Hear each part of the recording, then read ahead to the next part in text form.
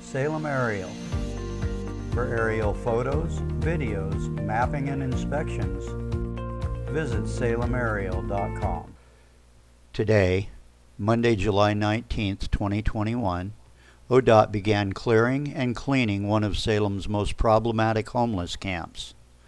The camps that are located along the on-ramps for Interstate 5 at Market Street and under the freeway itself. Talk about what today's mission is and what your goals are for today. Well, our larger goal, of course, is to make sure that we have a safe and secure transportation system for everybody. And the camping that is here in this area here is not allowed on ODOT right away. It's just not an appropriate thing for the transportation system. So we're going to be working on addressing the large camp that has grown here over the last year and a half, mainly because we couldn't address it during the pandemic, and because of the CDC restrictions, the camps have grown much larger. So now we're finally able to move ahead. We're working with our partners, the City of Salem, as well as some of the social service agencies to try to make this thing work for everybody. And so we're going to be here for the next 3 days, restoring the area to where it once was, where it's clear of garbage and other debris in and around where we have sidewalks where pedestrians have to walk and bicyclists have to want to ride, those kinds of things. So we have some work to do this week. There are other sites around the area, but they'll get scheduled, and we'll do those at another time. Many of Salem's social service organizations were on scene to help where they could. I'm with Recovery Outreach Community Center.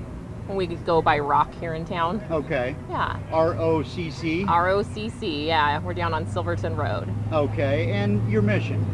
So our mission is to create safe spaces for anyone needing them.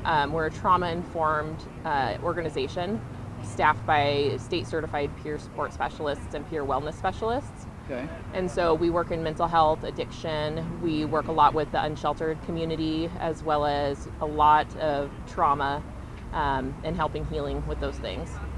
Can you give us an example of some of the kinds of trauma you deal with? We have 2 centers. We have a center up in Mill City also. It's called Santiam Outreach Community Center. With those individuals, because we're in Mill City, we are working a lot with the trauma of the wildfires from last year. We deal with a lot of grief that people suffer for different reasons. And then there's a lot of early childhood trauma, which leads to addiction or leads to abusive situations. And so those are things that we're able to walk with people through and help them learn some coping skills, kind of fill their toolbox up with the things that they need to be able to cope and function in the world in a healthy way.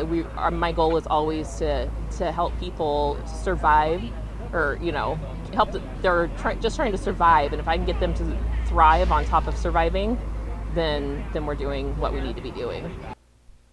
No one we spoke to could lay out any long-term plan to deal with Salem's chronic homeless problem and the issues that come with it.